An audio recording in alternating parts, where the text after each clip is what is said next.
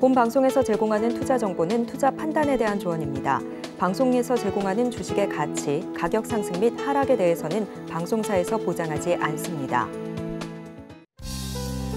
안녕하세요. 오늘장 내일장의 권민정입니다. 어제자 뉴욕 증시는 급등세의 모습으로 마감을 지었습니다. 오늘 우리나라 증시도 훈풍 이어가면서 장초반 상승세 이어갔었는데요. 현재 코스피와 코스닥 양시장 모두 중국 봉쇄 완화 가능성과 연준의 덜 매파적인 발언으로 인해서 장초반 갭상승 출발해서 계속해서 상승 기조 유지하고 있습니다.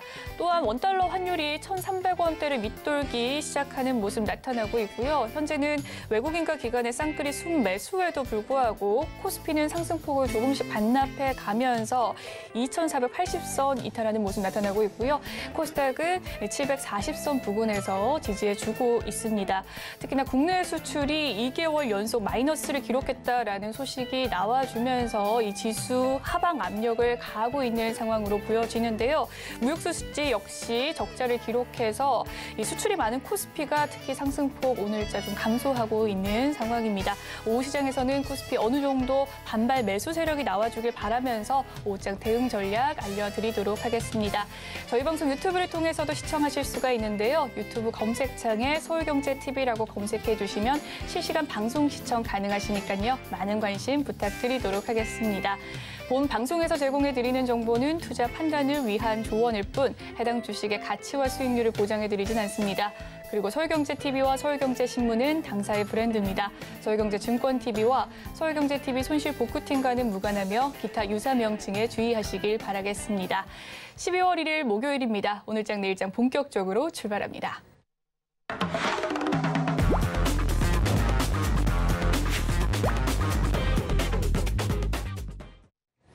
네, 첫 번째 코너죠. 이 시각 보도본부 시간입니다. 오늘은 최민정 기자와 함께합니다. 어서 오세요. 네, 안녕하세요. 네, 그러면 오늘은 어떤 헤드라인 들고 오셨을지 화면으로 만나보겠습니다.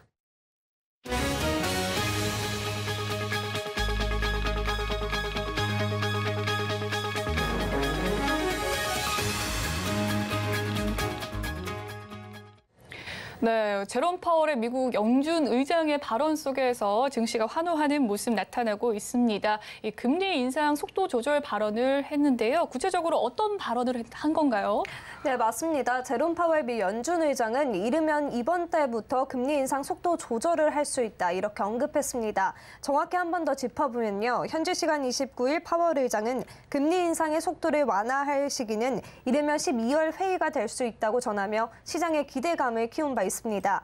앞서 연준은 인플레이션을 잡기 위해 지난 6월부터 11월까지 자이언트 스텝을 단행한 바 있습니다. 이번 파월 의장의 발언으로 12월 FOMC에선 연준이 자이언트 스텝 대신 빅 스텝을 단행할 가능성이 커지며 금리 인상 보폭을 줄일 것이라는 전망이 커졌습니다. 네, 이 파월 의장이 금리를 계속해서 올릴 것이라고 했었는데요. 이 발언 때문에 일각에서는 좀 환호하기에는 아직 이르다라는 지적이 나오고 있다고요. 네, 쉽게 말하면 가늘고 길게 금리 인상 기조를 이어나갈 것이다 이렇게 보면 될 것 같은데요. 이날 파월 의장은 물가를 낮추기 위해 금리를 계속 올릴 수 있다 이렇게 강조한 만큼 시장이 환호하기엔 이르다는 지적도 나오고 있습니다. 파월 의장은 이날 상황이 일부 나아지고는 있지만 물가 안정을 위해선 아직 갈 길이 멀다며 그는 금리를 인플레이션 2%대 복귀에 충분할 정도로 제한적인 수준까지 올려야 한다고 언급하기도 했습니다. 또 어떤 수준의 금리가 충분할지는 상당히 불확실성이 있다고 전했습니다. 이어 금리 인하는 연준이 서둘러 하고 싶은 일이 결코 아니라며 9월 회의 당시 생각했던 것보다 최종 금리 수준은 어느 정도 높을 것으로 본다 이렇게 전했는데요. 이 말을 해석해보자면요. 연준의 의장 발언에서 내년도 기준금리 전망치가 4.6%였는데요. 이 발언을 통해서는 사실상 내년도 기준금리 전망치가 더 올라갈 수도 있다는 걸 뜻합니다. 그래서 5%를 넘어설 수 있을 것으로도 해석하고 있습니다. 네, 다음 소식으로 넘어가 보도록 하겠습니다. 고금리 여파에 이 레고랜드 사태 이후에 계속되는 자금 경색으로 인해서 중소기업들의 이 어음 부도율이 계속해서 고공행진하고 있다라고 합니다. 상황이 어떻습니까? 네, 지금 국내 기업들의 돈줄이 정말 꽉 막혀 있는 모습이 아닌 모습인데요. 기업 어음 부도율이 2달 연속 높은 수준에 머무르고 있습니다. 어음 부도율은 어음 교환소에서 교환 회부된 전체 어음과 수표 중에서 부도 처리된 금액의 비율을 뜻합니다. 오늘 한국은행에 따르면 지난 10월 전국의 어음 부도율은 0.20%로 9월에 이어 0.2%대를 계속해서 유지하고 있습니다. 지난 9월 어음 부도율은 지난 5년 3개월 만에 가장 높았고요. 10월 부도율 역시 전월을 제외하면 2018년 5월 이후 가장 높은 수치입니다. 네, 그렇군요. 어음을 막지 못하는 이 부도 기업들도 많을 것 같은데 어느 정도 됩니까? 네, 부도 금액이 8월 373억 원에서 10월에는 3,923억 원으로 무려 10배 이상 늘어났는데요. 부도 업체 수도 8월 9곳, 9월 13곳, 10월에는 20곳으로 증가했습니다. 여기에 중소기업 대출 중 금리가 5% 이상인 고금리 대출 비중이 70%를 육박하면서 중소기업들의 부담 또한 가중되고 있는 상황입니다. 고금리, 또 고환율, 원자재 가격 상승 등이 겹치며 중소기업의 경영난은 가중되고 있고요. 또 한계 기업이 늘어날 것이라는 지적도 커지고 있습니다. 이에 자금줄이 꽉 막힌 중소기업들은 금융권의 과도한 대출금리 인상 자체와 정부의 저금리 대환대출 등 적극적인 금융 지원을 요구하고 나섰습니다. 네, 마지막 소식으로 이어가 보도록 하겠습니다. 도수치료 등의 이 비급여 의료비 급증 소식 속에서 실손보험 적자가 이루어지고 있는 상황이라고 하는데요. 작년에 이 도수치료에 지급된 실손보험금이 무려 1조가 넘는다고요? 네, 무려 1조가 넘은 것으로 집계됐는데요. 정확히 따져보면 오늘 보험업계에 따르면 삼성화재, DB손해보험, 현대해상, 메리츠화재, KB손해보험 등 손해보험사들이 지난해 도수치료와 하지정맥류, 비배불 재건술, 하이프 시술 등 4대 비급여 의료비 항목에 지급한 보험금은 1조 4,035억 원으로 이는 2018년과 비교해 2배가량 증가했습니다. 이 가운데 도수 치료에만 지급된 보험금은 1조 1,319억 원으로 2018년과 비교해 마찬가지로 2배 이상 늘었습니다. 도수 치료는 처방 및 시행하는 의사의 범위도 정해져 있지 않고요. 또 비전문적인 치료에다가 의료기관별로 최대 1,700배까지 금액이 차이나는 만큼 보험금 지급 분쟁의 주요 원인으로 되고 있습니다. 네, 실손보험을 가입한 가입자가 무려 4천 명이 된다고 하고요. 이렇게 비급여 의료비 급증이 좀 지속된다면 실손보험도 적자가 계속될 것 같은데 이 적자는 또 보험료 인상으로 직결이 된다고요? 네, 일반적으로 생각을 해도 적자가 지속되면 그 적자의 몫은 고객에게 돌아가게 되는데요. 업계에서는 실손보험사의 적자를 메꾸기 위해 올해 실손보험 보험료를 최대 16% 인상했던 것처럼 앞으로도 두 자릿수로 인상해야 된다, 이렇게 지적하고 있습니다. 보험연구원은 올해부터 2031년까지 누적 적자는 112조 3천억 원에 달할 것이라며 2031년까지 위험 손해율 100%를 달성하기 위해선 이 기간 동안 보험료를 매년 19.3%씩 인상해야 된다, 이렇게 보고 있습니다. 이래서 4세대 실손보험의 손해율은 2017년 123.2%에서 2021년 132.5%를 기록했고요. 또 올해도 130%대를 기록할 것으로 전망되는 상황입니다. 손해율이 100%가 넘는다는 건 보험사들이 실손보험에서 적자를 내고 있다, 이렇게 해석되기도 합니다. 실제 보험사의 실손보험 적자 규모는 2017년에서 2018년 말까지 1조 2천억 원을 이어가다가 2019년에는 2조 5천억 원으로 늘어났고요. 지난해에는 2조 8천억 원까지 증가하면서 적자가 매년 증가하고 있는 추세입니다. 네, 이 시각 보도본부 오늘은 최민정 기자와 이야기 나눠봤습니다. 오늘 말씀 감사합니다. 감사합니다. 네, 이번 시간은 이 시각 증시 시황 브리핑 해드리고 서울경제TV 특징주 소개해드리는 시간입니다. 김혜영 캐스터가 준비하고 있습니다. 안녕하십니까. 캐스터 김혜연입니다. 전일 미증시는 오전장까지만 하더라도 보합권 수준에서 움직였었는데요. 파월 의장의 연설 이후에 급격하게 오르는 모습이 나타났습니다. 금리 인상 속도를 완화시키는 시기가 이르면 12월이 될 수 있다라는 발언에 반응을 보인 거고요. 나스닥 지수는 이에 따라서 큰 폭의 반등세가 나타났습니다. 그 덕분에 오늘 우리 국내 증시도 강하게 움직여주고 있는 모습이고요. 자세한 이 시각 지수 상황부터 살펴보도록 하겠습니다. 코스피 지수가 이 상승폭은 다소 축소가 됐지만 여전히 빨간불을 유지해주고 있습니다. 현재는 0.19% 오른 2,477포인트대에서 거래되고 있습니다. 오늘 코스피 시장에서는 건설주, 인터넷 관련주, 금융업종이 강세를 보여주고 있습니다. 이어서 코스닥 지수도 확인해 보시죠. 코스닥 지수는 반면에 훨씬 더 견조한 흐름세가 보여지고 있습니다. 현재 1.47% 오른 740포인트대에서 거래가 되고 있고요. 오늘 코스닥 시장에서는 대부분의 업종이 강세를 보이고 있고요. 그 가운데 게임주, 엔터주, 제약주의 상승이 눈에 띄고 있습니다. 이어서 수급도 확인해 보시죠. 외국인들의 순매수세가 3거래일 연속 이어지고 있습니다. 다만 이 매수폭은 장중에 축소가 되고 있는 모습이고요. 반면에 기관은 계속해서 매수폭 확대해주고 있습니다. 기관이 현재 1,402억 원, 외국인은 422억 원의 매수 우위를 보여주고 있습니다.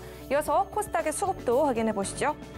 하루 만에 외국인이 다시 한번 매수로 돌아와 주었습니다. 기관도 장중에 계속해서 매수폭 확대해주고 있고요. 기관이 2,056억 원, 외국인은 1,207억 원의 매수세를 보여주고 있습니다. 네, 이어서 오늘장 상승한 업종 테마 살펴보겠습니다. 오늘 건설주가 장 초반부터 강하게 움직여주고 있습니다. 사실 최근에 건설주들의 주가 부진이 두드러졌었죠. 원자재 가격의 급등, 중대재해 처벌법 시행, 화물 연대 파업, 그리고 부동산 PF 리스크처럼 이 건설주가 힘을 내기에는 다소 어려운 환경이 조성이 됐었는데요. 다행히 전일 제롬 파월 연준 의장이 금리 인상 속도 완화가 이르면 12월에 올 수 있다라고 말을 하게 되면서 힘을 받고 있는 모습입니다. 여기에 더불어서 이 중소형 건설사 가운데 주요 건축 현장에 대한 수주 소식도 들러오고 있고요. 정부의 시멘트 분야 화물 차주 대상으로 한 이 업무 개시 명령도 주가 탄력에 힘을 더 보태주고 있다라는 분석들 나와주고 있습니다. 현재 동부건설이 상한가 진입을 했고요. 서한 역시나 상한가를 진입한 모습입니다. 그 밖에 진흥기업도 10%가 넘는 급등세를 보여주고 있습니다. 네, 이어서 하락한 업종 테마도 살펴보겠습니다. 네, 오늘 보험주들은 강보합권 수준에서 소폭의 약세를 보여주고 있습니다. 통상적으로 이맘때 강세를 보이는 업종이 은행주, 증권주, 보험주 등이 있는데요. 다만 오늘은 보험주들이 다소 아쉬운 흐름을 보여주고 있습니다. 최근에 이 내년도 실손의료보험 인상률 결정을 앞두고 기대감에 관련주들이 상승을 보였었죠. 3천만 명이 넘게 가입한 실손보험은 국민보험이지만 이 보험사들에게는 만성 적자인 보험이기도 한데요. 그로 인해서 보험사들이 10% 안팎의 실손보험료 인상을 요구를 했고 합리적인 선이다라고 이야기가 나오면서 통과 가능성도 높게 점쳐졌었습니다. 그로 인해서 기대감에 강하게 움직였었는데 오늘은 그간 오른 데에 따른 차익 실현 매물들도 나오고 있고요. 또 금리 인상의 대표적인 수혜주가 보험주인 만큼 금리 인상 속도 조절에 대한 이야기가 나오면서 영향을 받고 있는 모습입니다. 삼성생명이 현재 2.45%대 하락세를 보이고 있고요. 하나생명도 1% 넘는 낙폭, 코리안리도 0.1%대 소폭의 하락세를 보여주고 있습니다. 네, 이어서 증시 탑10 확인해 보겠습니다. 네, 삼성전자와 SK하이닉스 오늘 두 종목 모두 강세를 보여주고 있죠. 전일 필라델피아 반도체 지수가 5.85%대 강세를 보인 데에 따른 영향으로 풀이가 되고 있습니다. 카카오도 전일 나스닥 지수 반등의 영향을 받으면서 장 초반부터 강하게 움직여주고 있습니다. 이어서 서울경제가 뽑은 특징주도 확인해 보시죠. 미래나노텍은 한국메탈실리콘 인수 계약 철회하게 되면서 오늘장 낙폭을 보여주고 있습니다. 포스코 스틸리온은 포스코 양대 노동조합 중 하나인 포항지부 포스코 지회가 민주노총 금속노조를 탈퇴하게 되면서 매수세가 몰리고 있는 것으로 풀이가 되고 있습니다. 신풍제약은 검찰이 거액의 비자금을 조성한 혐의를 받고 있는 이 신풍제약 임원들을 구속한다라는 소식에 전일 큰 폭의 하락세를 보였는데요. 그 낙폭이 과도했다라는 인식과 함께 오늘 반등세가 보여지고 있습니다. 네, 그럼 먼저 카카오부터 자세히 살펴보도록 하겠습니다. 이 나스닥 지수의 강한 반등의 훈풍을 받고 있는 모습입니다. 그리고 카카오는 오늘 이 먹통 사태 보상협의체 2차 전체 회의를 연다라는 소식도 전해지고 있고요. 현재는 2.66% 오른 57,900원에서 거래되고 있습니다. 이어서 살펴볼 종목은 위메이드가 있습니다. 위메이드가 법원에 제기한 위믹스 거래 지원 종료 결정 효력 정지 가처분 신청에 재판부가 예상보다 빠르게 대응할 것으로 전해지면서 이 위메이드가 큰 폭의 상승을 보여주고 있습니다. 현재도 7%대 강세 보여지고 있고요. 위메이드뿐만 아니라 위메이드 맥스까지도 강하게 반등세가 보여지고 있습니다. 네, 마지막으로 하이브 살펴보도록 하겠습니다. 소속 그룹 뉴진스의 전용 앱인 포닝에서 유료 구독 서비스를 시행한다는 소식이 전해지고 있습니다. 만약에 100만 구독수를 달성하게 된다면 연간 1,100억 원의 매출 그리고 475억 원의 이익 창출이 가능할 것으로 전망이 되면서 오늘장 빨간불을 켜내주고 있습니다. 네, 지금까지 증시 탑10 확인해봤습니다.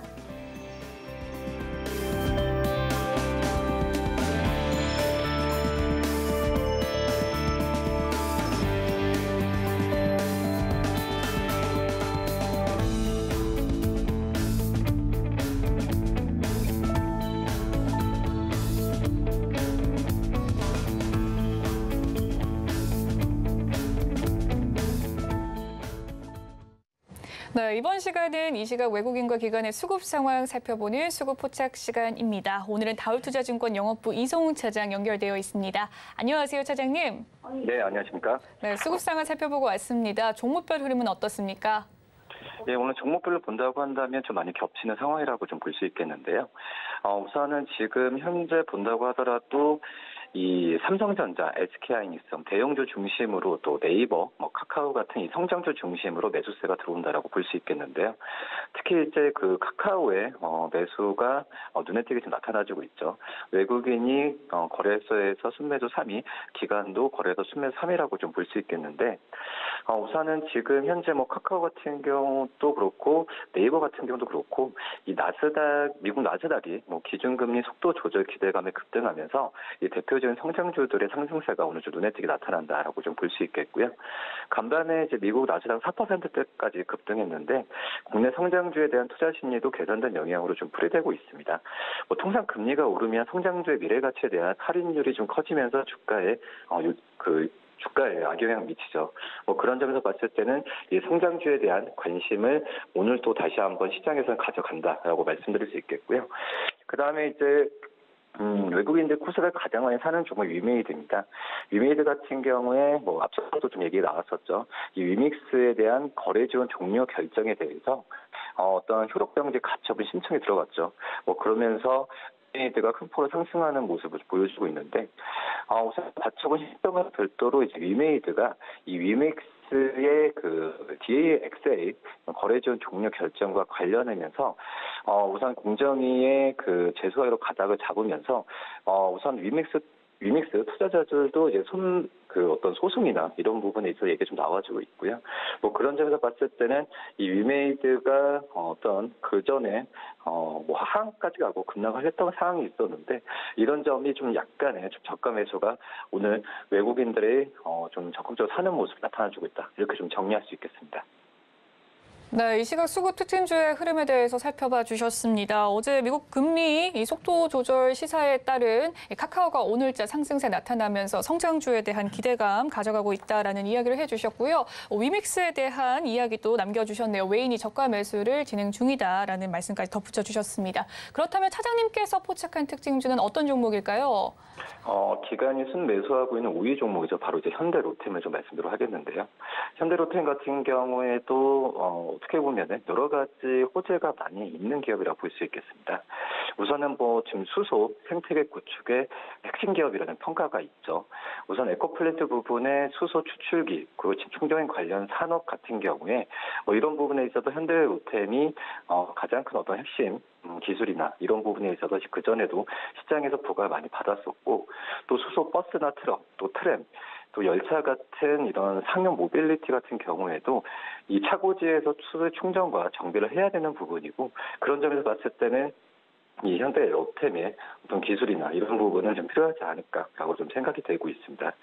여기에 이제 어떤 현대로템 같은 경우에는 이 어떤 전차, 그러니까 방산주로서도 많이 분류가 되고 있는데 우리나라에서 2014년부터 실전 배치되기 시작한 K2 전차가 지금 현재는 100대, 또 2차 양산 때는 106대까지 지금 거치면서 3차 양산까지도 지금 생산하고 지금 배치 중이라고 볼 수 있습니다.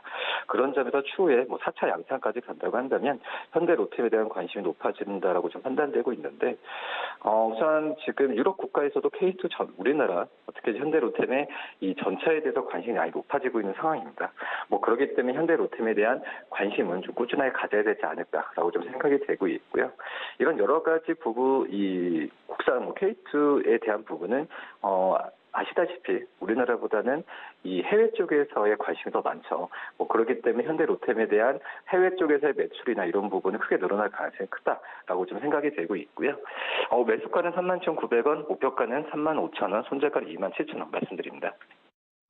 네, 오늘 이성훈 차장의 포착 특징주는 현대로템이었고요. 그에 따른 가격 전략까지 들어봤습니다. 지금까지 다울투자증권 영업부 이성훈 차장과 함께했습니다. 오늘 말씀 감사합니다. 네, 감사합니다. 네, 오늘 시장을 주도하는 업종과 이슈에 대해서 심층 분석해보는 마켓 로드맵 시간으로 넘어가 보도록 하겠습니다. 오늘은 건설주에 대한 투자 전략에 대해서 함께 이야기 나눠보도록 할 텐데요. 루크투자연구소 임순재 대표님 나와 계십니다. 어서 오세요. 네, 안녕하십니까? 네, 간밤에 이 파월 의장이 12월 금리 인상 속도 조절을 좀 시사하면서 코스피가 오늘 장 초반에 2,500선 돌파하기도 했었습니다. 그간에 좀 위축됐던 건설주들이 오늘 동반 강세의 흐름을 보여주고 있는데 오늘 장 주요 건설주의 흐름 먼저 살펴봐 주시죠. 네, 전일 파월 의장 영향으로 장 초반에 2,500포인트를 넘었고요. 지금 코스닥 같은 거 여전히 1% 넘는 상승세를 기록할 만큼 강한 상승세를 이어가고 있습니다. 여기에 맞물려서 건설 관련주들도 오늘 강한 그런 상승세를 보이는데 특히 대형 건설주보단 중소형 건설주가 많이 올랐다라고 보시면 될 것 같습니다. 최근 건설주는 부동산 PF 이제 상환 관련된 우려감이 확산이 됐고요. 거기에 화물연대 파업으로 인해서 시멘트에 대한 운송 차질로 인해서 공사 현장이 일부 중단이 되는 그런 사태가 있으면서 전반적으로 좀 하락세를 좀 보였었던 측면 분명히 있습니다. 여기에 경남 지역 7위권 이제 건설사였던 동원건설개발이 28일 날 부도가 처리되면서 전반적으로 조금 이제 중소형 건설사주들이 좀 투자 심리가 좀 위축이 됐었다라고 보시면 될 것 같은데요. 금일 같은 경우는 최근에 이제 금융당국에서 이렇게 부동산 PF와 관련돼서 보증 한도를 좀 확대하는 그런 조치를 지금 취하고 있습니다. 대표적으로 이제 분양을 준비 중인 PF에 대한 보증을 기존 10조에서 15조 원으로 지금 확대를 하고요. 그다음에 미분양 PF 대출 보증도 5조 원을 신설을 하면서 총 20조 원 규모로 지금 보증을 한도를 확대한 그런 상황입니다. 여기에 또 덧붙여서 등록 임대사업자 제도를 개편을 해서 기존의 등록 임대사업자의 내용을 많이 이제 축소를 했는데요. 그걸 다시 어느 정도 회복을 할 걸로 그렇게 예상이 되면 주택 경기가 조금 살아나지 않을까라는 좀 기대감이 지금 시장에 반영이 됐다라고 보시면 될 것 같고요. 시멘트 화물 노동자에 대한 업무 개시 명령으로 인해서 본격적으로 이제 다시 시멘트가 공급이 된다라고 하게 되면 현재 공사 중단되어 있던 사업장이 다시 공사 재개에 대한 그런 기대감도 같이 있다라고 보여집니다. 이 따라서 이제 중소형 건설사 같은 경우, 특히 이제 동부건설이나 서한 같은 경우는 지금 상한가를 기록을 하고 있고요. 지능기업이나 신원종합건설 같은 경우도 지금 10% 이상의 상승세를 기록을 하고 있습니다. 네, 오늘자 증시 반등 소식 속에서 건설주들 좋은 흐름 보여주고 있습니다. 대형 건설보다는 중소형 건설주들이 조금 더 상승세 가져가는 모습인데요. 앞서 말씀을 해주셨듯이 레고랜드발 사태 그리고 또 화물연대 파업 소식까지 더해지면서 건설주에 대한 업황 우려감이 컸었습니다. 최근에 정부가 또 업무 개시 명령을 내리면서 급반등하기도 했었는데 이 건설주를 둘러싼 최근의 리스크 이제는 좀 다소 완화됐다라고 보시는지 현재 좀 접근 유효하다고 보십니까? 아직까지는 조금 좀 조심하셔야 되지 않을까 싶습니다. 오늘 같은 경우에는 그동안 이제 낙폭이 컸었기 때문에 그에 따른 이제 저가 매수세가 이제 유입된 그런 경우다라고 보시는 게 좀 더 맞지 않을까 싶고요. 건설주 주변 관련된 여건은 여전히 좀 불안감이 좀 커 있는 그런 상황입니다. 특히 이제 부동산 PF 같은 경우 지금 문제가 이제 발생된 지가 이제 그걸 오래되지 않은 그런 상황이고 정부에서 계속 보증 확대를 통해서 시장 안정화 대책을 계속 내놓고 있는 그런 상황입니다.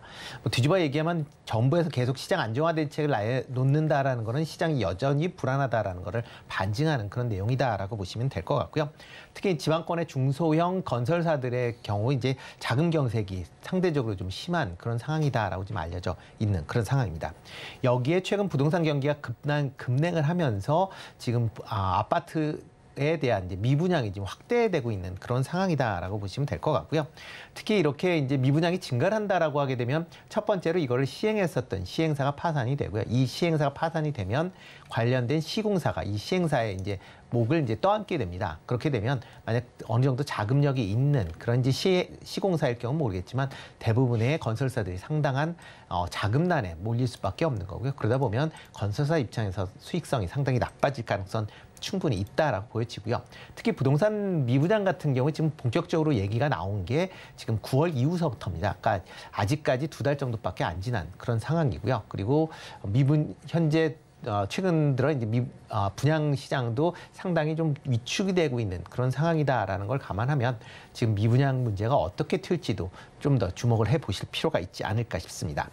다만 이제 정부에서 시멘트 이제 화물 노동자에 대한 이제 업무 개시 명령을 내린 거에 대해서는 좀 긍정적으로 받아들여야 되지 않을까 싶습니다. 특히 현재 진행 중에 있는 공사 현장의 중단이 일정 부분 좀 다시 회복이 돼서 정상화될 수 있다라는 건 어떻게 보면 이렇게 공사가 지연이 될 때 공사가 지연이 돼서 최종적으로 완공이 지연이 된다라고 하게 되면 이에 따른 지체 보상금에 관련된 문제도 발생할 수 있고요.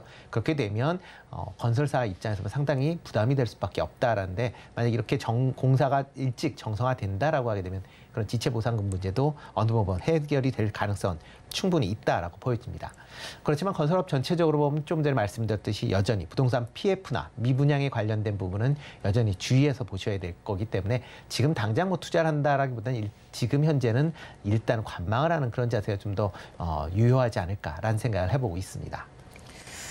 네, 현재 이 부동산 PF 아직은 좀 시작 단계로서 정부가 시장의 안정화 대책을 계속해서 내놓고 있는 상황입니다. 하지만 아직은 좀 시장이 위축되어 있다라는 이야기를 해주셨고요. 투자는 좀 신중하게, 건설주는 보수적으로 접근을 하는 것이 좋겠다라는 이야기를 해주셨습니다. 특히나 이 건설주를 향한 실적 기대감도 오늘 관련주들 좀 상승을 견인하는 요인이기도 했었는데요. 특히 오늘의 동부건설 좀 개장과 동시에 상한가를 직행하는 모습 나타났습니다. 이 동부건설 측은 최근에 아조건에서도 수주 다변화를 추구하겠다라는 이야기를 통해서 돌파구를 마련한다 밝히기도 했는데 향후에 동부건설의 추가 상승세는 어떻게 보시나요?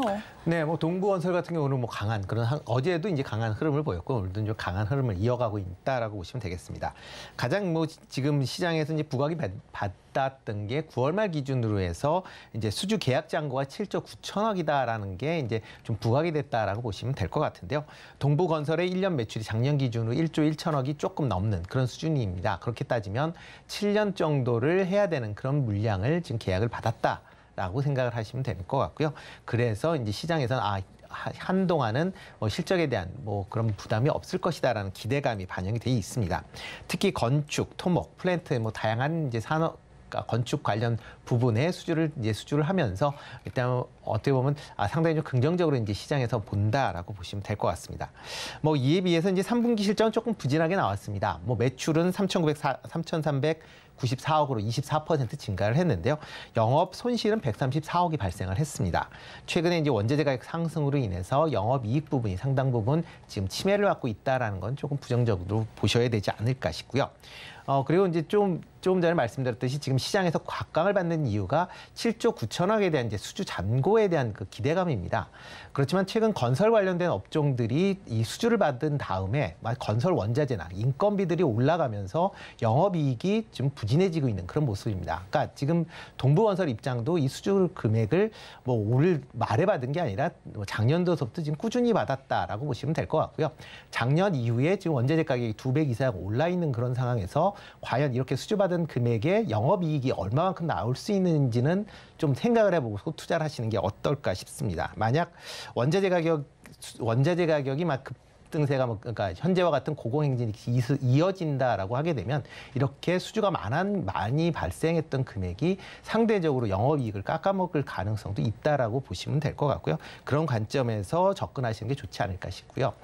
지난 10월 달에 이제 분양한 대구 지역 같은 경우 미분양이 원체 지금 많이 있는 그런 지역이긴 하지만 대구역의 센트럴빌 더 오페라라는 그런 이제 오피스텔 주상 복합업을 이제 분양을 했습니다. 여기에서 이제 미분양이 지금 발생을 한 상황이기 때문에 향후에 이런 미분양이 대구 지역이 아니라 다른 지역으로도 확대될 수 있다라는 것도 감안을 해서 투자에 임하시는 게 어떨까 싶습니다.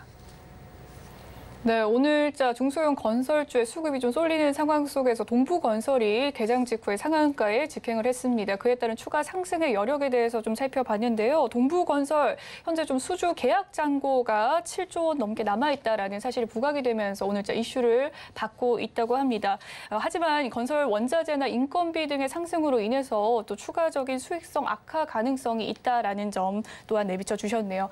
다만 올해 이 정부의 주택 공급 대책에 따른 건설주들의 상승을 좀 기대하는 목소리들이 높긴 했지만요. 그 효과는 다소 미미한 모습입니다. 최근 부동산 시장이 지금 냉기를 보이고 있는데 내년 건설주에 접근할 시에 유의할 점이 있다면 어떤 점일까요? 네, 뭐 올해 초서부터 이제 그 정권이 바뀌면서 200만 호 건설에 대한 기대가 상당히 컸었던 것도 사실입니다. 그렇지만 계속 관련된 사항들의 이제 정책 그 진행 속도가 상당히 늦어지면서 관련된 뭐 그 건설주에 대한 수혜가 상대적으로 좀 미미해졌다라고 보시는 게 더 맞지 않을까 싶습니다. 그렇지만 정부의 이제 주택 건설 200만 호에 관련된 부분은 뭐 주택 그 건설사 입장에서 보면 상당히 좀 긍정적인 뭐 요소를 미칠 가능성 충분히 있다라고 보여지고요. 뭐 대신 이제 그 좀 전에 말씀드렸듯이 건설 원자재에 대한 가격 상승, 그다음에 인건비에 대한 상승 부분이 여전히 이제 수익성에 대해서 물음표를 가질 가능성은 충분히 있다라는 것도 감안을 좀 해보셔야 되지 않을까 싶습니다. 특히 뭐 건자재 같은 경우는 나중에 그런 공급망이 좀 해소가 되면서 가격이 낮아질 가능성은 있다라고 보여지지만 인건비는 한번 올라간다라고 하게 되면 쉽게 떨어지지 않는다라는 걸 감안을 하셔야 되지 않을까 싶고요. 그렇기 때문에 국내 주택 관련된 비중이 높은 건설사 입장에서 보면 일단 투자에 조금 유의를 하실 필요는 있지 않을까. 나중에 뭐 건설 원자재 가격 관련된 이제 가격 상승에 따른 이제 수익성 악화 또는 이제 미분양에 대한 그런 부분이 여전히 시장에 어떻게 보면 복병으로 잔존해 있을 가능성은 충분히 있으니까 그런 점은 감안해 주시는 게 좋을 것 같고요. 만약 건설업을 투자한다라고 하게 되면 뭐 상대적으로 국내 건설 비중보다 해외 건설 비중이 좀 더 많은 그런 대형 건설사 위주로 선택을 하시는 게 좀 더 낫지 않을까라는 생각을 해보고 있습니다.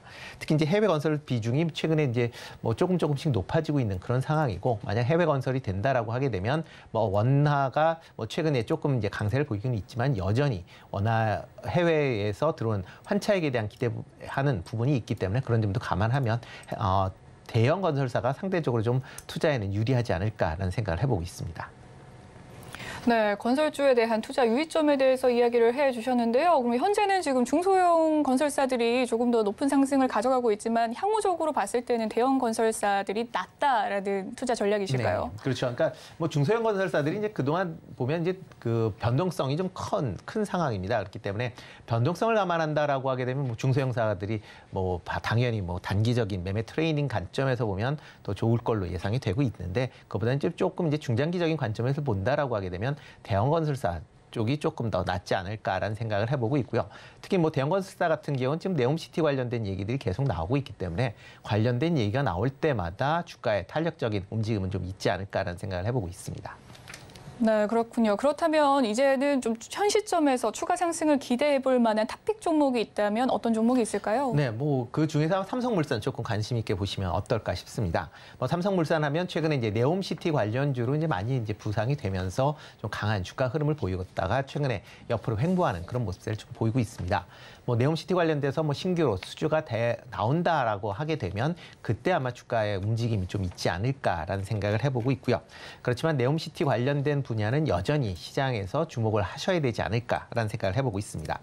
이와 더불어 이제 삼성물산이 이제 탄탄한 이제 자금력을 바탕으로 해서 그 이제 도시 내에 이제 재개발, 재건축 관련된 사업을 기존에는 별로 그렇게 신경을 안 썼는데 최근에 이쪽 관련된 사업부를 확대를 하고 있는 그런 모습을 보이고 있습니다. 향후에 이런 재건축, 재개발 관련된 수주가 증가한다라고 하게 되면 관련된 수익성이 좀 더 좋아질 가능성이 있다라고 보여지고요. 이와 더불어 이제 삼성바이오로직스의 이제 대주주로서 지분을 43% 정도 갖고 있습니다. 향후에 삼성바이오로직스의 이제 실적이 좋아진다든가 하게 되면 뭐 지금도 이제 좋아지고 있는데요. 뭐 그 더 좋아진다라고 하게 되면 그 실적이 삼성물산에도 긍정적으로 미칠 가능성 충분히 있다라고 생각이 되니까 그런 관점에서 접근해 보시는 게 어떨까 싶습니다. 네, 지금까지 루크투자연구소 임순재 대표님과 함께 건설주에 대한 투자 전략 함께 마련했습니다. 오늘 말씀 감사합니다. 네, 고맙습니다.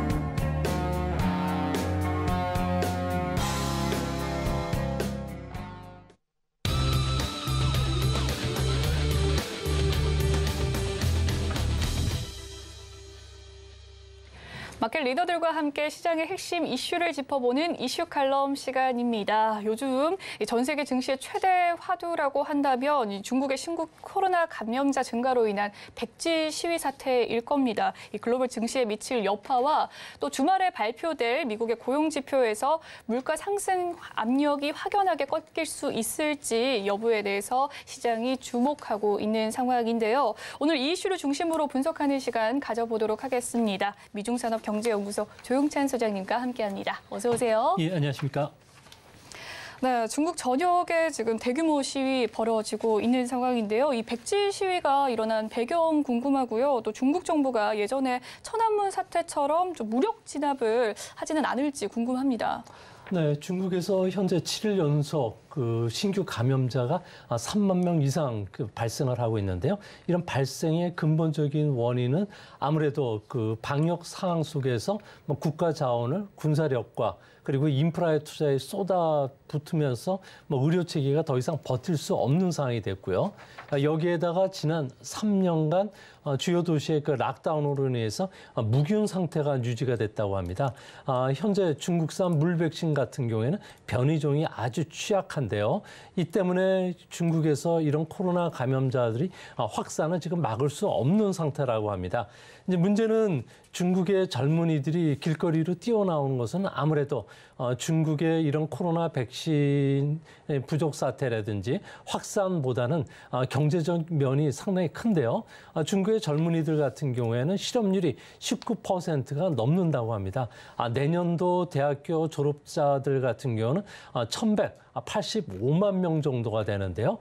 이들이 상당 부분 취업을 원하고 있는 서비스업이라든지 그리고 IT 산업 그리고 여행 산업들 같은 경우에 신규자들이 채용이 없다고 합니다. 여기에 좌절한 젊은이들이 뛰어난 것이고요. 국제적으로 지금 현재 이런 백지 시위에 대해서 주목하는 것은 아무래도 중국 같은 경우는 일당 지배 체제다 보니까 중국의 외부적인 압력이 들어왔을 경우에는 상당히 강하게 버틸 수가 있겠지만 내부 변이가 상당히 취약하다고 합니다. 이 때문에 시진핑 상기를 앞두고서 대규모 인사처리 지금 진행이 되고 있는 가운데 시진핑 대 14억 중국인들 간의 대결 구도로 갔을 경우에는 중국이 좌절을 겪을 가능성이 있기 때문에 세계가 주목하는 것은 아닌가 보여집니다. 네, 중국에서 지금 제로 코로나 정책 이 반대 시위가 확산된 배경에 대해서 알아봤습니다. 일단은 중국의 실업률과 관련이 또 있다라는 점 또한 확인을 했네요. 이 중국의 제로 코로나 정책에 따른 혼란이 또 차이나 리스크로 확대되지 않을지 궁금한데요. 어떨까요? 네, 현재 중국 같은 경우는 차이나 리스크 확대를 막기 위해서 상당히 좀 노력하고 있는데요. 아무래도 코로나 방역과 관련된 규제를 조금씩 시켜주고 있는 그런 상황입니다. 현재 중국에서는 4분기 GDP 성장률이 현재처럼 코로나 확산이 되면은 마이너스 떨어지지 않을까 우려를 하고 있지만 현재 중국 정부가 규제 완화뿐만 아니라 여러 가지 경기 부양책들을 내놓고 있기 때문에 마이너스 성장까지는 떨어지진 않을 것으로 보여집니다. 이같이 보는 근거는 아무래도 현재 27일 날 시위가 발생했을 때 WTI 가격 같은 경우에는 1배럴당 75달러를 기록했지만 현재는 80달러 정도 수준까지 올라왔다는 점에서 그렇게 최악의 국면까지 빠지지 않을 것으로 보고 있는 그런 모습입니다. 또 한 가지 중국의 이번 사태로 인해서 10월 달 기업 물가 같은 경우는 마이너스 1.3%까지 빠졌는데요. 중국의 기업 물가가 하락한다는 것은 미국의 소비자 물가 지수에 어느 정도 긍정적인 영향을 끼치게 됩니다. 아무래도 소비자 물가 지수를 낮추는 요인으로 작용할 수 있다는 점에서 미국의 금리 인상 속도가 앞으로 좀 더 둔화가 빨리 찾아올 가능성도 있고 그리고 올해 중에 금리도 낮출 수 있다는 이런 긍정적인 면에서 해석을 했던 것으로 보여집니다. 네, 이 중국의 제로 코로나 정책에 대한 혼란으로 차이나 리스크 확대되는 이야기에 대해서 이야기를 해주셨는데 이 중국 백지 시위가 계속해서 확산을 하게 된다면 4분기 성장률이 마이너스로 추락할 가능성은 농후하지만 그래도 지표상 마이너스까지 되지는 않겠다라는 이야기를 해주신 것 같은데요. 이 엄격한 제로 코로나 정책에도 불구하고 앞서 말씀해 주셨듯이 신규 감염을 막을 수는 없다라는 이야기를 해주셨습니다. 그렇다면 중국은 이 감염 정책을 정난시키지는 않을까요?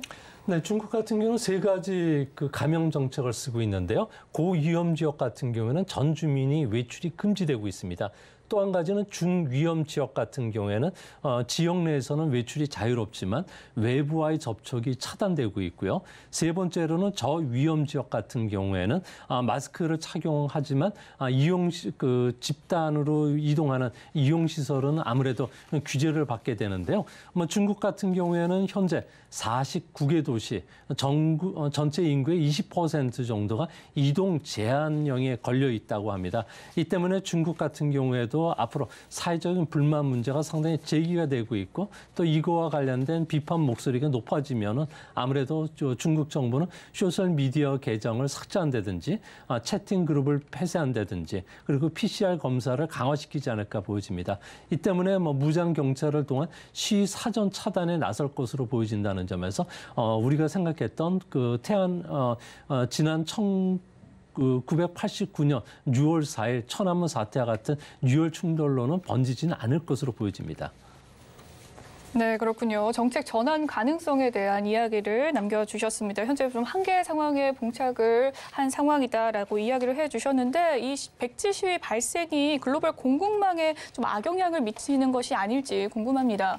네, 아무래도 지금 현재 정조시 같은 경우는 이런 문제를 고민을 하면서 일단 그 규제를 좀 해제시켜주고는 있는데요.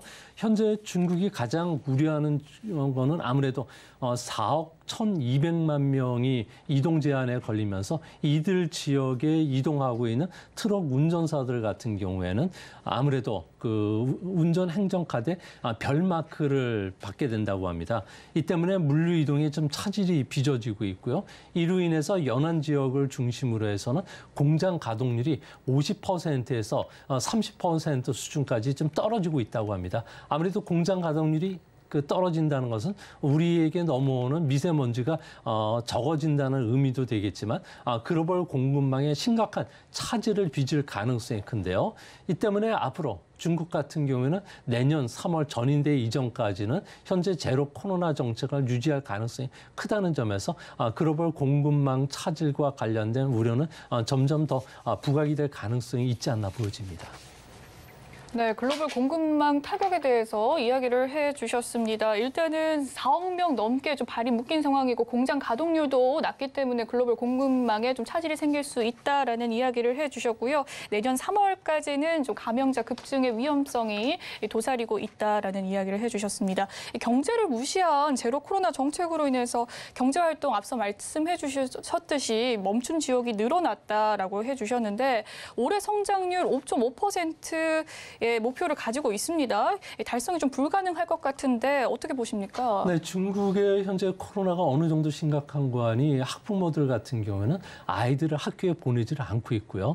특히 그 20대 젊은 층들 같은 경우에는 소비의 주력 세대인데도 불구하고 일자리도 없고 실업률이 높아지다 보니까 소비를 안 한다고 합니다. 또한 30, 40 세대들 같은 경우는 이혼율도 높아지고 있고요. 출산율이 좀 저하되는 상황이라고 합니다.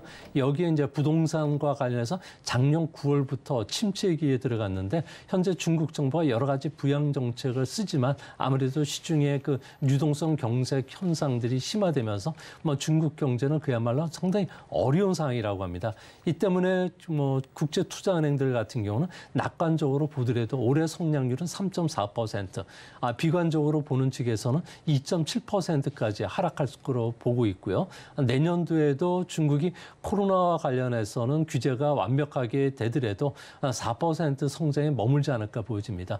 미국처럼 코로나 기간 동안에 현금 지급을 해주지 않는 한 중국에서 코로나가 종식되더라도 미국식으로 보복 소비가 일어날 가능성이 없다는 측면에서 앞으로 중국과 관련된 우리나라의 대중국 수출은 지난 6월 달 이후에 계속 마이너스 성장을 하고 있는데요. 특히 반도체 가격까지도 하락을 하고 있기 때문에 우리 시장에는 아무래도 좀 내년 초까지는 좀 우울한 한 해가 되지 않을까 보여집니다. 네, 올해 성장률 5.5%를 목표로 하고 있는데 현재 좀 예측을 한 바에 의하면 3.4%에서 최대 비관론자는 2.7%까지 예측을 하고 있다라는 이야기를 해주셨습니다. 이 보복 소비도 일어날 확률이 높지 않기 때문에 계속해서 마이너스 성장이 될 것 같은데 중국에서는 계속해서 이 정책에 대한 시민들의 백지화 시위가 계속된다면 좀 차이나 런이 가속화되지는 않을까요? 네, 현재 이런 문제들이 새 지도부 등극을 앞두고서 아마 정치적인 불안 문제가 중국의 그 체제 구조적인 모습 문제로 부각이 되지 않을까 보여지고 있는데요. 이 때문에 현재 중국 정부 같은 경우는 차이나 런을 막기 위해서 미국과의 협상에 임하는 태도를 보여주고 있고요. 또 시위와 관련해서 가급적 무력 진압을 좀 하지를 않고 있는 상황입니다. 보다 이제 중요한 것은 중국이 해외 자금 유출을 막기 위해서는 아무래도 1인 지배 체제의 강화와 관련해서는 시장에 좀 온건한 면을 좀 보여줘야 되겠고요. 사회주의 경제 시스템과 관련해서도 어느 정도 규제를 좀 완화시켜줘야 되지 않나 보여집니다. 그런 측면에서 보면은 시장 개방주의자인 그 리커창 총리가 퇴임하는 3월달 전후에서 중국 정부에 보여주는 태도에 따라서 차이나 런이 일어날 수도 있고 그렇지 않으면은 시장에서는 다시 저평가된 중국 주식을 사자는 움직임이 있을 거로 보여진다는 점에서 앞으로 중국이 중국식 현대화 계획을 어떻게 추진하느냐 그리고 부동산과 관련해서 어떻게 규제를 좀 완화시켜 주느냐가 중요한 그 분수령이 되지 않을까 보여집니다. 네, 이 시위 확산 시에 이 차이나 런의 확대 가능성에 대한 이야기 해주셨습니다. 리커창이 좀 퇴임하는 3월 이후에 좀 차이나 런이 더 가속화되는 전망을 나타내 주셨고요. 사실상 또 시진핑 주석을 발탁했다라고 과언이 아닌 이 장점인 주석이 어제 타계하는 뉴스가 나타났습니다. 게다가 중국 내부의 시위 등의 균열 조짐도 포착이 되고 있는 상황인데 실제로 시진핑의 정권 교체 가능성은 좀 낮다고 봐야 할까요? 네, 아무래도 시진핑 국가 주석 같은 경우에는 그 정적들을 다 제거한 상태이기 때문에 현재 그 정치적인 불안 문제는 거의 해소가 됐습니다. 가장 큰 정적이라고 할 수 있는 상하이방을 중심으로 한 이런 기득권 세력들 같은 경우는 이미 인수분해가 된 상태이기 때문에 그렇게 정치적인 그 악영향을 끼치지 않을 것으로 보여지고요. 시진핑 국가 주석 같은 경우에도 사회적인 안정을 위해서 경제를 우선하는 정책들을 쓰고 있습니다. 내년도에는 새로운 신형 도시화 사업뿐만 아니라 인프라 투자를 중심으로 해서 경기를 자극시키려고 하고 있고요. 현재 지준율 인하뿐만 아니라 금리 인하도 더 생각을 하고 있다는 점에서 중국과 관련해서는 그 최악의 국면은 이제 벗어나지 않나 그런 측면에서 JP 모건이라든지 골드만삭스 그리고 뱅크 오브 아메리카 같은 경우에는 기존에 중국물 투자 금지에서 이제 그 금지 규정을 많이 푼다는 측면에서 중국 주식시장과 관련해서는 급격한 반등보다는 완만한 상승 흐름이 이어질 가능성도 있지 않나 이렇게 보여집니다. 네, 시진핑 주석이 이제는 또 경제를 우선할 정책을 쓰고 있다라는 방침에서 정권 교체는 크게 이루어지지 않을 것 같다라는 이야기를 해주셨습니다. 그렇다면 내년 차이나런 가속화와 더불어서 글로벌 증시의 매력도를 따져본다면 미국과 우리 증시 대비해서 중국의 증시 매력도 좀 낮다고 봐도 무방할까요? 네, 아무래도 내년도 세계 경기 침체 우려가 되고요. 또 미국 경제도 현재 금리 그 인상이 중단이 되더라도 바로 금리를 낮추기까지는 실적 악화 국면이 계속 진행이 되지 않을까 보여집니다. 그런 측면에서 보면은 미국을 비롯해서 세계 각국의 실적들이 계속 그 하향 조정되는 추세고요. 현재 발표되는 실적도 예상치를 하회하는 수준이기 때문에 아직까지는 본격적으로 주식 비중을 높일 때는 아닌 것으로 보여집니다. 실적이 분명히 바닥을 찍는 신호들이 나올 것으로 보여진다는 점에서 그때 본격적인 그 주식 투자를 하셔도 되고요. 현재 미국과 중국, 우리나라 증시와 관련해서는 투자 우선순위를 두면 아무래도 미국이 가장 중심이 되지 않을까 보여집니다. 네, 한중 미국을 따졌을 때 아무래도 미국 중심의 좀 투자가 우선이 되어야 되겠다라는 이야기까지 해주셨습니다. 여기까지 이야기 나눠보도록 하겠습니다. 지금까지 미중산업경제연구소 조용찬 소장님과 함께했습니다. 말씀 감사합니다. 본 방송에서 제공해드리는 정보는 투자 판단을 위한 조언일 뿐 해당 주식의 가치와 수익률을 보장해드리진 않습니다. 그리고 서울경제TV와 서울경제신문은 당사의 브랜드입니다. 서울경제증권TV와 서울경제TV 손실복구팀과는 무관하며 기타 유사 명칭에 주의하시길 바라겠습니다. 오늘 준비한 소식은 여기까지고요. 잠시 후 마감 임박 60분의 승부도 많은 시청 부탁드립니다. 저는 내일 다시 찾아뵐게요. 시청해주신 여러분 고맙습니다.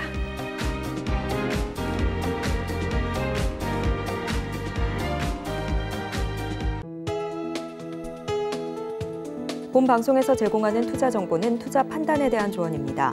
방송에서 제공하는 주식의 가치, 가격 상승 및 하락에 대해서는 방송사에서 보장하지 않습니다.